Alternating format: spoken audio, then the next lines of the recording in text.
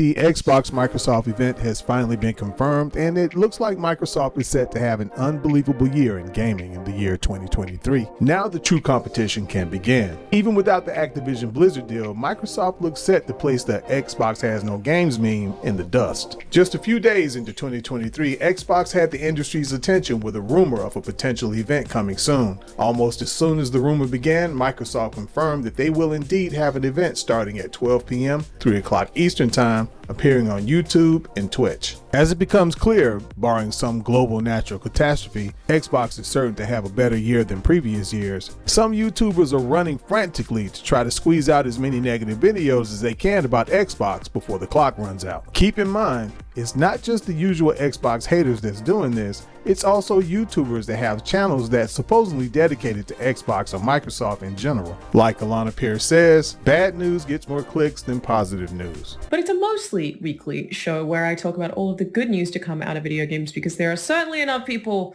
on YouTube covering the bad news, and I get that it gets more views, but I don't care about views. I care about video games.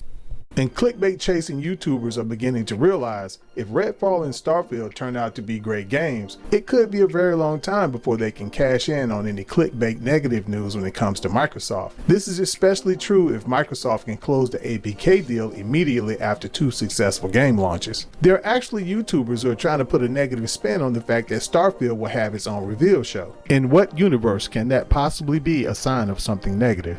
Personally, I like to wait on bad news to become a reality rather than trying to create bad vibes through the power of suggestion. Even with the latest news concerning Nvidia and Google stepping up to give their opinion on the APK deal, upon closer examination turns out to be what is more than likely a gigantic nothing burger.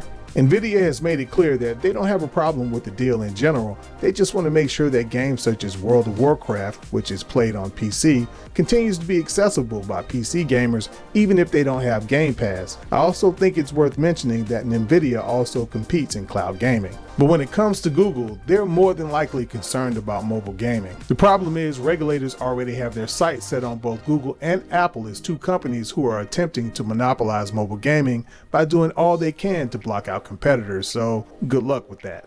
And when it comes to cloud gaming, Google has already shown all of us the direction they would like to take the service. In Google's universe, it makes perfect sense to charge for a subscription service that also charges full price for games that are on sale everywhere else because they're all 2 and 3 years old. Add that to the fact that in the months leading up to the release of Stadia, everyone in the industry was laughing at the business model. So there was more than just some small indication that it might be a failure. And to bring it back to the mobile space again, if the FTC hasn't been able to prove that Google is a monopoly in the mobile space, how could they prove that Microsoft is when Microsoft doesn't even have their foot in the door yet? Now, for a moment, I want to go back to the subject of people in various forms of media, whether it be written media, visual media such as YouTube or whatever, trying their best while they can to come up with any sort of negative news about Microsoft or Xbox that they can, because it seems like they realize the clock is running out. Now you take example this particular Forbes article, PlayStation 5 is poised to have a bigger 2023 than Xbox despite Starfield. Now when I first read that title, I was like, how do you know this?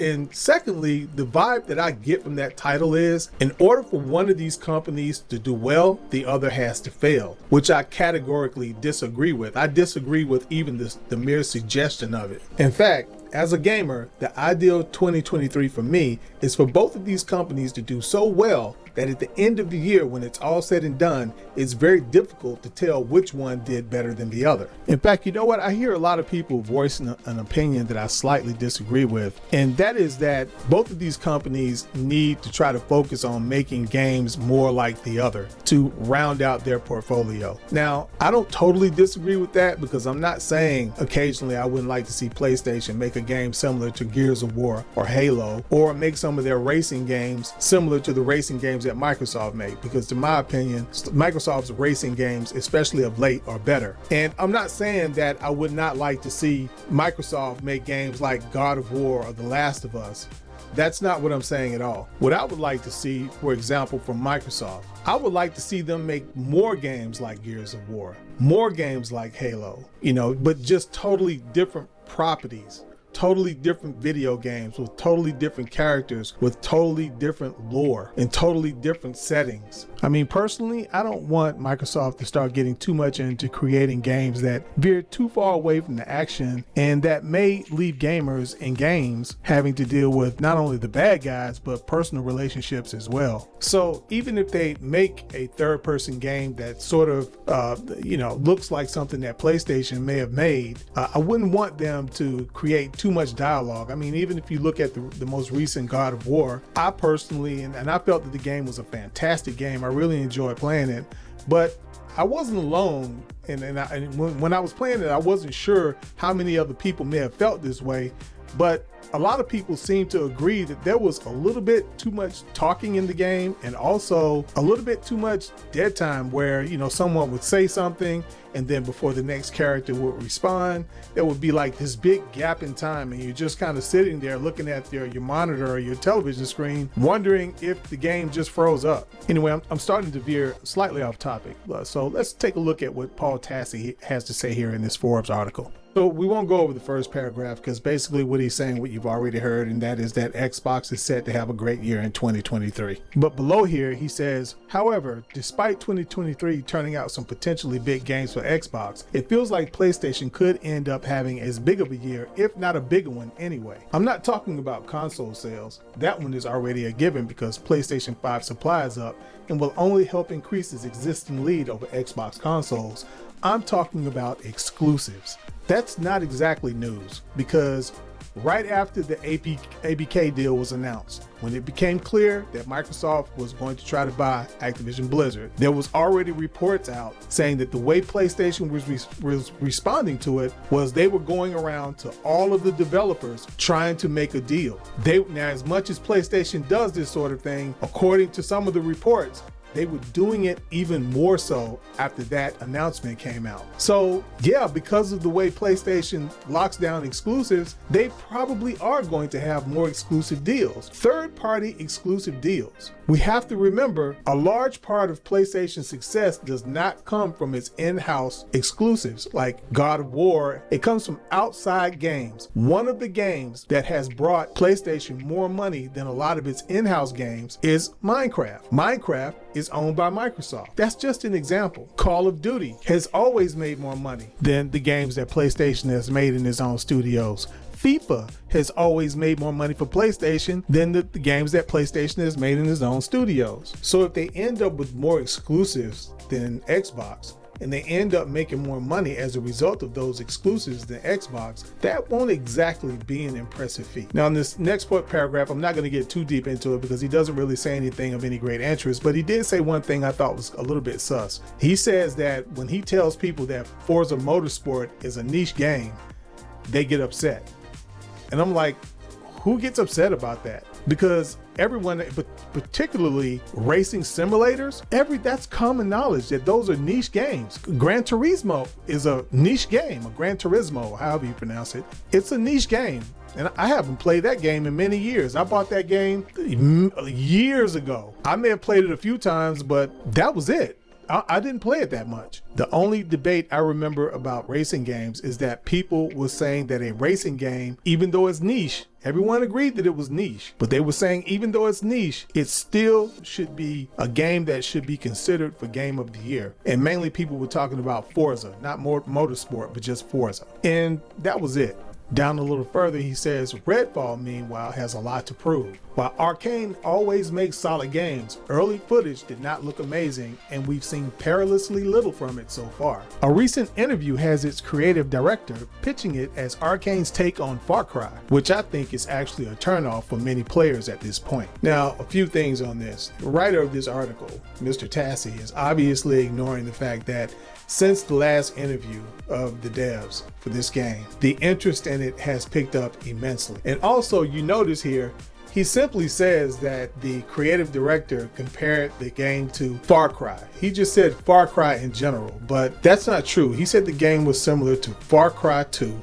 He also said he compared it to Stalker and Borderlands. And you notice that this guy doesn't mention any of those games. He says Far Cry in general. He makes sure not to say Far Cry 2. And the reason that is because Far Cry 2 is actually one of the most favorite games in the Far Cry series. And then a little bit further down here, in fact, in the very next paragraph, I couldn't help but notice this. The first thing he says here is, Starfield is doing everything possible to avoid Cyberpunk 2077 syndrome. Okay, who isn't doing that?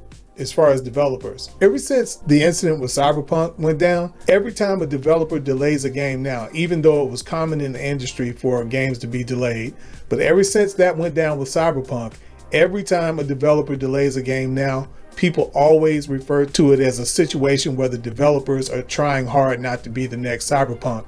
Could it be that they're delaying these games for the same reason that they delayed the games before what happened with Cyberpunk? I mean, I don't think we'll ever get to a point where developers won't delay a game. It's just a part of the industry. So it's easy to say that and try to attach some truly negative situation. One of the most negative times, one of the darkest times in game release history in the industry to Starfield. No game developer ever wants to be in the situation that CD Projekt Red was in when they release Cyberpunk. But at the same time, I don't think we want to get to the point where every time a developer delays a game, that means the game that they're working on is totally trash and completely broken and not ready for release at all. Sometimes it could be that the game was, probably not perfect, of course. Probably they would release it knowing that it's probably going to need some work, but at least the game is operable. Every time a developer delays a game, I mean, because come on, let's just be honest, man, on the console, Cyberpunk was trash. I mean, it was completely trashed out to the point where it was impossible for CD Projekt Red to even claim to have the opinion that that game was okay. Everyone knew that's how bad it was. But some games come out and they don't perform well, but people are a little bit more forgiving because at least it's not totally trashed out. And usually it's a game that doesn't take a year or so to fix. Usually it's something, sometimes they can even fix it in a few days depending on how aggressive they are with it. That's the normal situation. And I think we can still safely say that when the developers delay a game now, the game doesn't probably look quite as bad as Cyberpunk did, but maybe they just came to the conclusion that the game could be better. And we need to appreciate when they delay the games. We really need to stop basically shaming developers when they delay a game. I mean, of course it's not good. I've seen people, they get upset about that, saying that we should stop telling them that it's okay to delay a game. Well, I tell you what, you got two choices. You can either release the game and the game is broken, or you can delay the game. So neither one is great, but if I have my choice between the two, I'd rather they just delay the game. But then as you go down a little further, even he admits that PlayStation is largely going to be depending on companies like Square Enix. And right here he has in bold letters games like Forspoken, Final Fantasy, and Marvel Spider-Man. All of these games are made outside of PlayStation development houses. But I don't think Microsoft views themselves as in a race with PlayStation. I think that because if they did, they would do things the way PlayStation is doing it, because the way PlayStation is doing it, it is more tedious, but you can achieve it that way much faster. Like if you're not trying to buy a company and you're just trying to lock down an exclusive deal, you have a couple of meetings and you can get that done. But the thing is, you have to do that annually. Each time these companies develop a game, you have to sit down with them and discuss an exclusive deal. And that would either be every year or every 2 years. So they don't want to do it that way, though. I don't know why. I feel like I kind of understand why, but I think that for the sake of expediency, I think the Xbox should do a couple of PlayStation style type deals. But like I said, I really don't think they view themselves as per se in a race with PlayStation. I think they're viewing this whole situation, their place in the gaming industry as a whole is totally different than just focusing on consoles. I truly believe that I'm not trying to be funny, but I think that they view PlayStation as just like a nuisance. Kind of like, you're at the pool chilling and there's a fly that keeps flying in your face. I think that's what's going on, and I think they really, first when they said it, I kind of didn't really believe it, but I think when they said they don't view PlayStation as a real competitor, when I look at what they're trying to do, when I look at the assets that they're trying to buy, I think that may be true. But whether this ABK deal goes through or not, Microsoft is going to do their thing. If it doesn't go through, of course, we're going to see them do things a little differently. This will probably be the last time they try to make such a big purchase. In fact, I think even if it goes through, I don't think they're going to attempt a big purchase like this again. But one thing I'm convinced of is that I don't think we'll ever see Microsoft ever adopt the policy of temporarily locking down games. I just don't think that. I think that it's their point of view that it's better to just purchase, even if it's a small studio, and I think that's what they're going to stick with. But the main point I want to make is yes, I think Xbox is going to have a fantastic year, but I also want PlayStation to have a fantastic year. And it's not necessary for one of these companies to fail for the other one to have a great year. Let's hope as gamers that both of these companies have great years. And hey guys, this video has gone on a little bit too long, so we're going to go ahead and cut it short right here. If you liked the video, give it a like, and if you didn't like it, hey man, go ahead and give it a thumbs down. I'm a big boy and all that stuff. I can take it. So you've heard that before, unless you've never heard any of my videos before, or if you've never made it to the end, which wouldn't be too uncommon. But anyway, hey guys, as usual, stay safe.